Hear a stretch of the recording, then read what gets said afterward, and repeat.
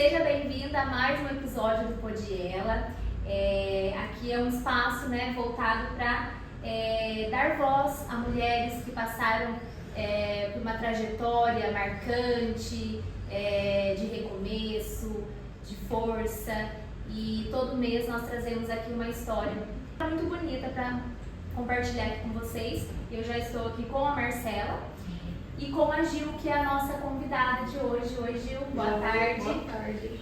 Gil, uma mulher com uma história, né, marcante, por amor, dor, começo e transformação, né? Você construiu sua família, viveu fases difíceis, né, nessa trajetória, onde você precisou se reencontrar, se reconectar consigo mesma. E foi justamente através do cuidado, né, consigo que você encontrou um novo propósito. E a sua história é muito bonita e nós queremos que você dividisse um pouco com a gente, tá? Para começar, quem é a Gil? Obrigada, meu doutor. Eu sou a Gilcimara, no momento. Sou professora de arte, já há 15 anos. Me formei como terapeuta há pouco tempo, alguns meses ainda. Sou mãe do Olivier. Já fui casada, hoje eu sou viúva, sou solteira. E eu sou uma mulher que tem metas e que estou sempre buscando alguma coisa nova para fazer e melhorar a minha vida. E hoje também melhorar a vida das pessoas. Gil, você pode contar um pouquinho lá atrás como começou a sua trajetória como professora e fazendo os doces, né? Que você fazia ou faz ainda? Como que foi lá no início de tudo? Eu na verdade, desde criança eu queria ser professora, brincava de escolinha. Mas depois eu percebi que não era aquilo. Mas enfim, me formei como professora de arte, né? Fiz arte e educação, né? Que era o nome do curso. Passei no concurso aqui em Fartura, voltei para cá, eu estudava no Paraná. E desde então eu estou aqui como professora, né, do município. E um certo dia na escola, assim, voltando um pouquinho, eu sempre gostei de cozinhar, sempre gostei de doce, mas eu não fazia. Fazia brigadeiro lá, comia, mas enfim. Aí um dia eu fiz brigadeiro de castanha e levei na escola. E foi o maior sucesso, mas eu fiz pra comer, não fiz pra vender nada. Aí uma das minhas colegas falou: Gil, por que você não faz para o aniversário da minha filha? Eu topei na hora, sem saber nada, enfim. Eu fiz, foram 900 docinhos, ovos suado para fazer, que a primeira vez, gente, é terrível. Depois você pega o jeito. Né? Meus pais ajudaram. E depois disso, só foi multiplicando. Devagar eu fui divulgando, né? E fiz Facebook, enfim. E passei, acho que quase 10 anos fazendo doce. Assim, então, bastante tempo. Bastante tempo. Então, assim, não faltava encomendas, era direto, assim, todo mês tinha pelo menos uma, quase todo final de semana eu fazia, né? Até que, mais ou menos 3 anos atrás, eu parei de fazer doce, né? Porque já estava mais complicado. Mas, assim, é uma paixão. Hoje eu não faço mais. Hoje eu estou indo para a área de terapia, né? Como terapeuta integrativa. Mas eu gosto muito da área da gastronomia, da culinária, principalmente de doces. E naquela época, o que te motivava? Assim, no começo foi porque eles gostaram, né? E para trazer dinheiro mesmo, uma renda extra, né? Eu acho que toda mulher busca isso, né? Você quer viajar, você quer comprar uma coisa diferente, o seu salário ali você tem, às vezes não dá para você construir uma coisa a mais na sua vida. Então eu comecei a fazer, né? Fui investindo nisso, fui comprando coisas, fui aprendendo por conta própria, nunca fiz curso, fiz um curso só na minha vida, mas, né, fui aprendendo, fui fazendo. Então isso motiva muito, é muito bom você, você levar o seu trabalho, a pessoa gostar e pagar. Tanto é que eu tive um calote só na minha vida. Então, digo, né, como docente. Mas, assim, todo mundo pagava certinho, né? Todo mundo comia, gostava, amava, nunca recebi nenhuma reclamação, graças a Deus. Então, assim, isso motiva. Sim. Às vezes mais do que o dinheiro. Sim. E como foi viver a maternidade? Essa parte não foi muito legal. As pessoas romantizam a coisa, e pra mim não foi, né? Pior que é verdade. Não Foi é bem verdade? real. Não é real. Porque assim, né? Ai, que lindo você mãe. Não foi. Porque assim, quebrou com um padrão meu. Eu queria as coisas tudo certinhas. Eu queria casar, depois eu queria ter filho. E não foi. Entendeu? Então aquilo pra mim foi muito frustrante. Né? Eu descobri sendo mãe que eu não queria ser mãe. Então, sabe? É bom falar nisso, porque as pessoas acham que é tudo lindo, maravilhoso, e não é. É difícil ter um filho, né? É difícil você carregar aquela criança na barriga. Tem gente que não sente nada, mas eu sentia tudo. Inclusive, eu passei muito mal, eu tive hiperemese gravídica, que é vomitar sem parar. Porque eu rejeitei meu filho. Né? Eu não tenho vergonha de falar disso, eu acho que isso é importante. Sim, Para outras mulheres entender que a gente pode sair desse processo. Sim. Né? Foi um processo e eu saí. Hoje eu não sei meu filho, mas eu senti aquilo. Você viveu isso a sua gravidez inteirinha? Quase. Quase. Assim, foram mais ou menos uns 3 meses que eu fiquei de cama e vomitando, porque eu passava praticamente no hospital. Porque não entrava nada, gente, nem água, eu não conseguia tomar água. Tomava, saía. Era uma coisa horrível, horrível. Então, assim, aquilo me deixou em estado depressivo, muito pesado, muito difícil, porque eu não conseguia fazer nada. Não que eu vomitava, eu perdi a força. Eu de 67 quilos que eu pesava na época, eu fui para 63. Só que assim, eu não tinha energia, porque não tinha nada dentro de mim. Né? Eu falo que parecia uma mecha seca. Não tinha Olha a água. fraqueza, né? Verdade, Nossa, eu não parava, eu não conseguia. Sim, você com certeza era ativa o tempo inteiro. Sim, E ter que parar, digamos, de uma hora para outra. Isso foi assim, horrível. Aí foi melhorando. Na época, meu marido, né, ele era uma pessoa muito de oração, eu também, mas assim, estava meio revoltada por causa daquela situação, então não rezava muito. E ele rezava, ele falava, vai passar. Mas nisso foi um tempo bem longo. Mas passou, foi melhorando. Aí lá com 6 meses que começou a aparecer minha barriga, porque não tinha carne para aparecer. Né? Mas aí foi melhorando, mas foi difícil, porque daí eu ia no hospital, ia no ginecologista, no médico, tem que falar com o bebê, tem que fazer carinho. Falou. Mas eu não conseguia. Porque a gente sabe que a criança está sentindo tudo ali, né? E eu não conseguia, mas eu comecei a fazer mesmo sem conseguir fingir. Mas, né, tem muita coisa na vida que a gente tem que começar para depois aquilo virar realidade. Né? Então eu conversava no chuveiro, tudo. Aí eu fui aceitando aquela situação. Aí acho que eu fui aceitando, foi melhorando, né? E assim, nasceu super saudável, mas não foi fácil, não foi bonito. Eu descobri que eu não queria ser mãe. Foi muito Isso foi difícil. durante a sua gravidez, né? E Isso. depois que ele nasceu, como foi a viagem? Depois do nascimento. Depois é mais difícil ainda. Gente, mas é verdade! É verdade, porque assim, por fé, aquele o negócio. hormônio da gente vai lá no pé, você chora por qualquer coisa, Sim.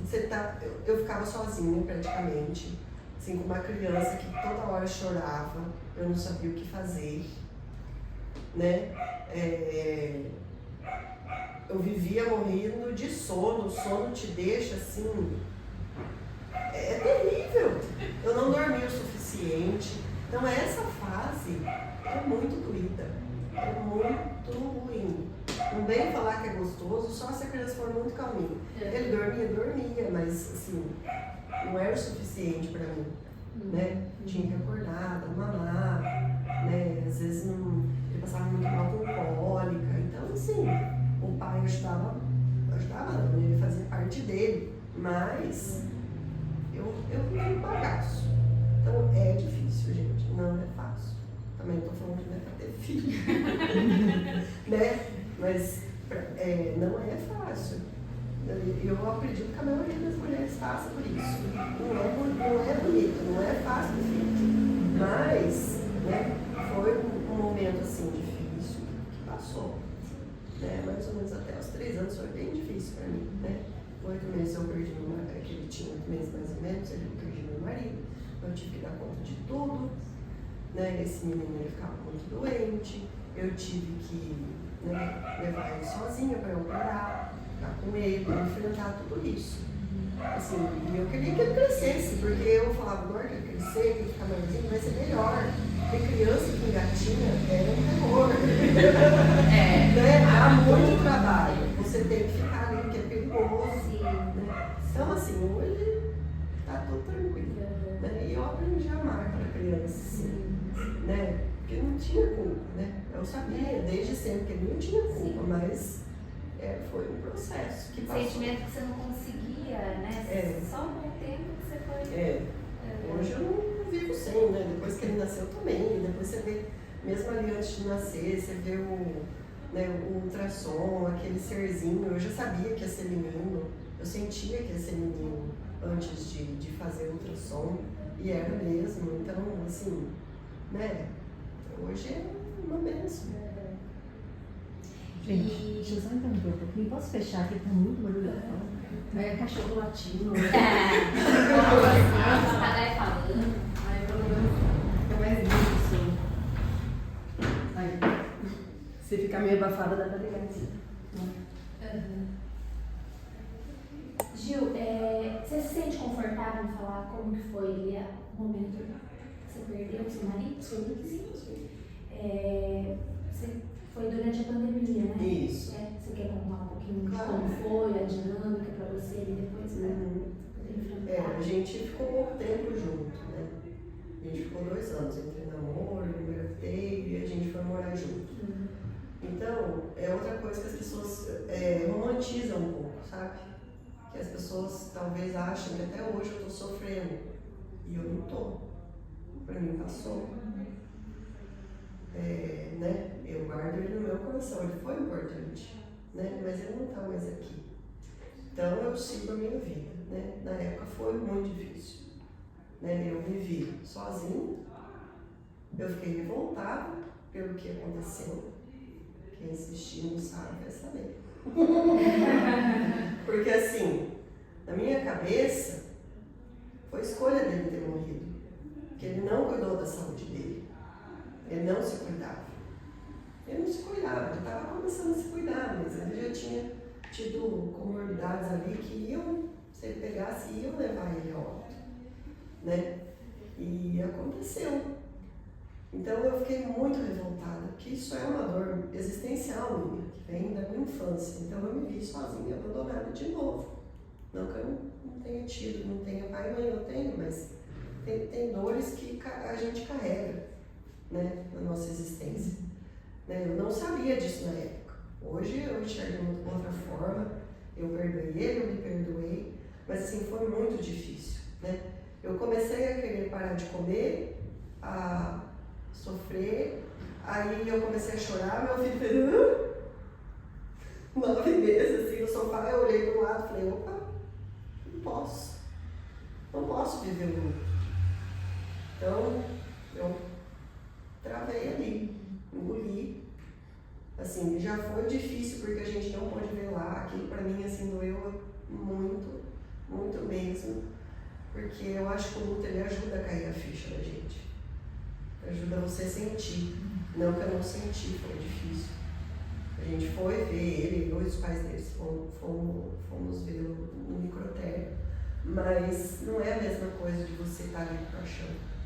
Né? Teve que rapidinho enterrar, assim, Então, assim, foram coisas que eu fui engolindo e isso me fez muito mal. Eu não sentia, eu sentia, às vezes eu chorava, mas não sei explicar. Eu tive que me fazer de forte. Naquela época eu pensava assim, hoje não. Então, isso me fez muito mal mesmo.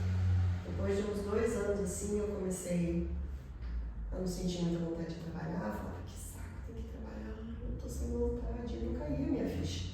Eu já tomava remédio, tomo remédio de ansiedade até hoje, mas não caía minha ficha, o que era aquilo, até que eu procurei, fui na ginecologista, porque fazia um tempo que eu não ia, e ela falou, olha, você tá com uma leve depressão, vamos mudar seu remédio, você precisa fazer exercício físico. Eu já fazia, mas eu tava tão assim que eu até tinha parado, sabe? E, enfim, ela mudou o remédio, eu voltei a fazer exercício. Depois de um tempinho, voltei a fazer tratamento psicológico. E daí, em 6 meses, eu tava excelente. Assim, né? Porque a partir do momento que você se faz de forte, você não sente o luto, você não vive, ou seja, qualquer sentimento, você bloqueia o seu coração. O seu coração é muito importante, o sentimento é muito importante. E isso vai trazer uma dor a longo prazo. Então, para mim, trouxe ali depois de 2 anos, né? E, assim, eu fui aceitar a morte dele mesmo, eu acredito que há pouco tempo. Não aceitar, né, que eu não queria que ele tivesse morrido, mas de aceitar que foi a escolha dele, né? Que eu tinha que ter passado por isso e ele também, né? Mas, assim, eu fiquei muito revoltada, porque eu me sentia abandonada. E agora, o que eu vou fazer sozinha? Um filho para criar sozinha fazer tudo, então tem que ser forte. E daí, quando você tem que ser forte, você acha que você tem que ser forte, você tá tendo um engano assim muito tremendo, assim, que vai fazer mal. Alguma hora vai sair do teu corpo em algum estado de doença psicológica, de doença física. Então, tem muitas pessoas que não sabem de onde vem a doença e vem psicológico, vem do emocional. Não começa no físico, começa em negar sentimentos, em dizer sim ao invés de dizer não. Então, foi complicado, mas passou. E eu agradeço porque, né, nós dois temos um filho maravilhoso. Eu amo muito a família dele, eles me ajudam muito, principalmente a mãe dele, né, Isabel, falam, né, o filho foi embora, mas ficou a família. Eles são muito presentes na vida do meu filho. Então, assim, eu só tenho a agradecer,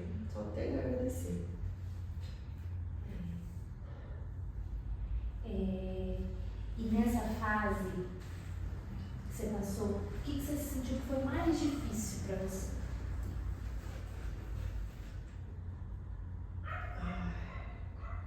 Acho que foi mais difícil se ver sozinha, para cuidar do meu filho, né?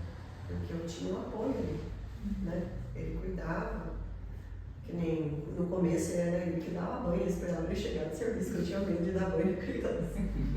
Mas eu, assim, sou muito grata, porque acho que, assim, os 8 meses que, né, ele teve presente ali, foi essencial, porque eu não sabia cuidar de uma criança, e ele já, né, tinha tido outros 2 filhos, então eu aprendi muito com ele. Assim, e a falta da pessoa é muito difícil, é muito doído, a solidão é muito doído. Então eu entendo, porque as pessoas às vezes, né, pensam assim, nossa, vai estar sofrendo ainda. Porque uma pessoa que passa 10, 20, 30 anos, gente, já está vivendo a vida do outro. É muito difícil você não cair nessa cilada, digamos assim, né? Você viver a sua vida. Mas, então, assim, isso foi difícil, mas passou. Né? Eu penso assim, nossa, quem perde o marido aí que faz 50 anos está vivendo, é muito difícil. Ou talvez não, né? Talvez é libertador, porque às vezes também está vivendo aquela situação ali, mesmo sem gostar. Mas quem passa muito tempo, eu acredito que seja mais difícil para superar. Mas assim, eu sempre lidei muito bem com a morte, então talvez isso tenha ajudado. Né? Mas não é fácil, perder alguém tão próximo não é fácil.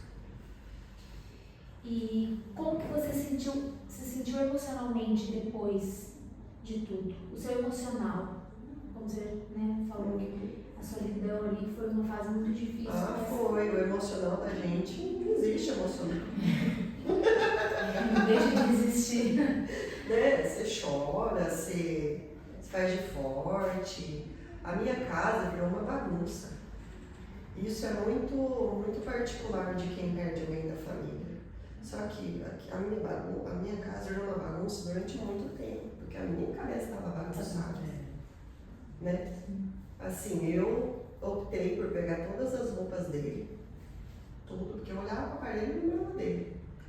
Assim, eu fiz uma coisa que hoje eu até me arrependo, porque eu acho que doeu muito na mãe dele. Mas, eu falei, o que eu vou fazer com essas roupas? Eu abri o guarda-roupa e olhava e falava, meu Deus do céu, não tem jeito. Catei tudo, enfiei dentro da mala, falei, olha, Isabela, as coisas dele você dá pra alguém, porque eu não, né, era tudo uma boa. E assim, daí depois de um tempo eu via uma roupa, então é gostoso, sabe? Então a gente não pode deixar parado, era a energia dele que estava ali, né? Então eu fui, aí demorou também para mim arrumar essa bagunça, porque estava bagunçado aqui dentro. Então tem muita gente que passa isso, continua convivendo com as coisas da pessoa que faleceu, e não é bom, porque aquilo faz você lembrar toda hora, e você vive como se a pessoa estivesse ali ainda, e não é assim. Você tem que devagar superar. Dói, mas a pessoa não vai voltar. Né? Então, até eu conseguir me organizar, assim, foi bem complicado.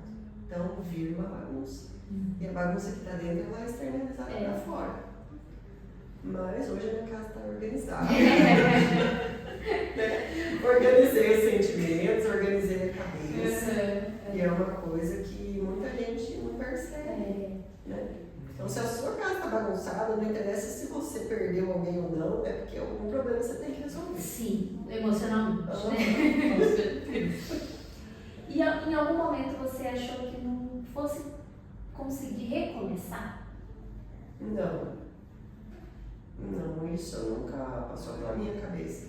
É porque assim, não fiquei brava com Deus, né? Como eu falei, olhei pro lado do meu filho, ele precisava de mim, né? Eu entendi aquilo e eu segui. Então assim, eu já vivi coisas difíceis na minha vida. Não como essa que eu nunca achei que eu ia ficar viúva na minha vida, né? Não tão rápido assim, mas nunca desisti. Eu acho que inconscientemente eu gosto de desafio. Então assim, nunca passou pela minha cabeça desistir. Ainda mais quando você tem alguém ali que, querendo ou não querendo, você se obriga. Dependeu da gente, a gente se obriga. E o que você acha que te ajudou a dar esse primeiro passo depois da dor? Olha, acho que assim, com certeza meu filho, porque nessa época ainda eu não me via como eu me vejo hoje. E principalmente a ajuda de profissionais. É muito difícil quando você está sozinho. Não adianta você falar que você vai conseguir, que você consegue até certo ponto. Né? Eu precisei da ajuda da ginecologista, da doutora Juliana, que no caso eu passei na época. Eu precisei da ajuda da psicóloga Ana Paula. Em 6 meses eu estava bem. Porque eu fazia o que ela falava, né? E eu queria estar bem. Porque, gente, conviver com dor, né? não é bom. Ninguém merece. Se você está convivendo com dor, tem alguma coisa errada. A vida não é para ser sofrida. Então, assim, e principalmente na hora que a psicóloga me colocou que eu não me amava. Foi um choque. Eu achava que estava tudo certo. E eu percebi que eu não me amava mesmo. Porque sempre, eu tô vendo, eu estava falando, sempre foi meu filho, mas era aquela de lá do passado, nunca foi eu. Tinha que ser eu. Não é nada de egoísta. Quando você cuida de você, quando você se vê, quando você se coloca em primeiro lugar, você vai estar totalmente saudável para você cuidar do outro. E eu não estava. Eu estava empurrando as coisas com a barriga. Eu estava numa confusão mental, uma confusão na minha casa, cuidando do meu filho, mas eu não estava vivendo. Então isso foi o pontapé para me mudar. Para me acordar que eu não estava fazendo o correto. Né? E é doído. Dói mais ainda. Poxa, eu achava que eu me amava, mas eu não me amava. Então assim, né? É que a gente acha que se a gente estiver comendo, tomando banho, tá bom, né? Tá tudo certo, não é isso, né? Não é só isso, né? Não é só isso, é muito mais, né? E você citou essas pessoas, né, que foram essenciais ali nesse processo, mas houve mais alguém ou algo que foi essencial nesse processo de reconstrução para você? Não, eu acho que ali foi isso mesmo. Eu queria sair daquilo, né? Eu não queria estar sofrendo, né? E é o que as pessoas têm que fazer, e as pessoas não enxergam, né? É procurar ajuda. Porque é muito difícil quando você está no meio dessa confusão, você não consegue enxergar um ponto de partida. Você não consegue. Então, a gente precisa de ajuda. Tanto é que eu faço terapia até hoje. Sabe? E o que é bonito, Gil, é que tipo assim, você não sabia como é que você tinha que sair dali. Mas você sabia que você tinha que sair. Sim. Apesar da dor, você fala assim, não, eu preciso dar um jeito nessa Sim. dor. Eu preciso. E aí foi onde você começou a buscar ajuda. Eu falei, Deus, não é possível que eu vou ficar aqui sofrendo. Não vim aqui para sofrer. Chega. Só que assim, a confusão mental que fica na cabeça da gente, a gente não consegue enxergar direito. Você sabe, mas você não tem. Então assim, o profissional de saúde está ali para te estender a mão, te falar, vamos, te ajudo, sabe? Então eu saía de lá, eu saía leve, saía com foco, o que eu vou fazer essa semana? Vou fazer isso, fazia, voltava lá daqui 15 dias, agora você vai fazer isso, fazia, e daí foi melhorando. Então assim, né, uma coisa de cada vez, e quando você está no meio da confusão, você não consegue sair. Tem um olho de furacão, né? Você não vê. Não dá para ver. Então a gente precisa. E é só pessoa bem esclarecida que faz isso, que tem gente que tem ainda preconceito de procurar ajuda de psicólogo, de psiquiatra. Então, assim, não tem que ter. E como que surgiu o interesse pelas terapias integrativas, massagens? É reiki, né? Fala, é reiki. E a acupuntura? Bom, tudo isso, quase tudo isso eu já fazia, né? Até para trazer esse bem-estar, né? Esse cuidado com a gente mesmo. Sim, porque nunca ninguém cuidou de mim. Então quem tem que cuidar sou eu. E eu fui vendo que através dessas terapias também foi ajudando a me melhorar. Durante a gravidez eu fiz acupuntura. Eu já fazia antes, na verdade, né? E eu sempre gostei de acupuntura. Na gravidez eu fiz, ajudou bastante a diminuir, né, a náusea e a vontade de vomitar. E o reiki era meu sonho, ser reikiana, fazer reiki nas pessoas, receber, ainda não recebi. Mas, assim, só de eu fazer em mim, que você tem que fazer em você mesmo, você já sente, assim, um bem-estar tão grande e, né, uma paz tão grande, porque é a energia do universo, é a energia de Deus que passa por você e vai para outra pessoa. Então eu falei, eu quero levar isso para as pessoas, porque isso está me curando. Né? Eu estou no processo de cura, eu já curei muita coisa, mas eu ainda tenho que curar mais. Então, por que não fazer? Por que não ajudar as pessoas? Eu sempre gostei, só que eu ajudava de uma forma errada. Né? Eu me anulava para ajudar os outros. Eu pegava e ajudava, não esperava as pessoas virem me pedir. Então, eu falei, por que não cobrar? Né? Para ajudar. E por que não ajudar quando é possível também se cobrar, a gente também faz. Então, assim, massagem, qualquer coisa de bem-estar é essencial para qualquer ser humano, tanto para mulher quanto para homem. Massagem deixa a gente assim tão bem, a energia negativa que está no seu corpo sai, né? Você relaxa, você se sente cuidado, né? Se tem dor, diminui as dores. A acupuntura também não dói. Se doer também é muito pouco, passa rápido. Então, assim, é porque eu apliquei em mim e eu vi que eu podia aplicar em outras pessoas. Então, é isso. E o que você aprendeu sobre força feminina durante toda a sua trajetória? Olha, eu aprendi que eu era guerreira e que eu vivia, né, na batalha. E que eu sempre era fortuna. Eu tinha consciência disso, mas eu não sabia que isso estava me prejudicando. Então, assim, hoje eu tenho uma outra posição como mulher. Que a minha força não está em ficar guerreando, em ser mais forte, está em ser feminina. Eu não era feminina. Eu tinha uma energia muito masculina. Nós temos as duas energias dentro da gente. E se a gente dá muito foco a ser guerreira, a ser forte, que era isso que eu sempre tentei ser e não era, você exacerba a sua energia masculina e isso dificulta até o relacionamento com outro homem, né? Você atrai pessoas mais fracas perto de você. Então hoje eu aprendi que eu tenho que ser mulher, que eu tenho sim que deixar alguém fazer as coisas por mim, que eu posso sim pedir ajuda, que tá tudo certo, sabe? Que o homem tá ali, que ele tem que fazer alguma coisa por você, não é você que tem que fazer por ele. Essa visão muito, talvez aqui do Brasil, né, de que a mulher tem que ficar servindo o homem, e tem que ser os dois, para ficar balanceado, senão desequilibra. A mulher cansa, porque a mulher está sendo forte.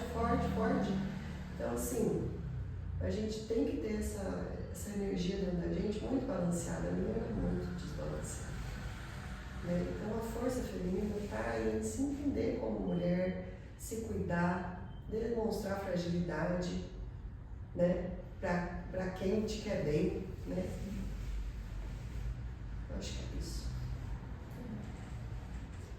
E qual foi a maior lição que a vida te ensinou até aqui?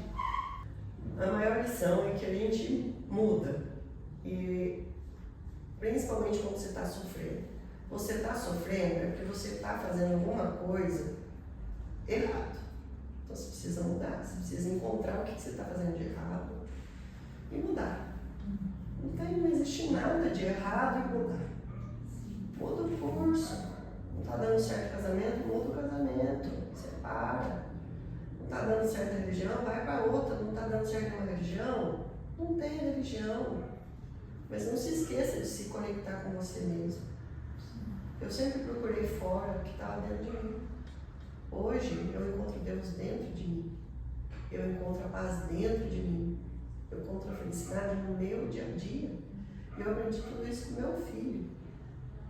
Então, assim, né, a vida ela dá uma lição na gente de que a gente não pode ficar pôr o cabresto e ficar assim, olhando sempre no mesmo lugar. Porque se você está sofrendo, está errado. Então, assim, mudar de foco, mudar de emprego, mudar de vida, né? Querer prosperar, querer ter um emprego bom, um namorado bom, né? Criar um filho bem. A gente tem escolhas. E se você está sofrendo, a escolha não está certa. Você precisa mudar a trajetória e ver um caminho mais leve. Então a vida ela ensina. Às vezes ela vai ensinar na dor, como eu sofri na dor. E hoje eu escolho o caminho mais leve. E o que você diria para uma mulher que hoje se sente perdida emocionalmente? Começa fechando os olhos, olhando para dentro. O que você está precisando naquele momento? Não está em paz? Está precisando desabafar? Está precisando organizar a vida? Primeiro para e fecha os olhos mesmo, sabe? Neutraliza tudo que está em volta. Porque o foco é sempre a gente. Escreve no caderno. Isso ajuda muito. Quando eu estou assim, com muita ideia,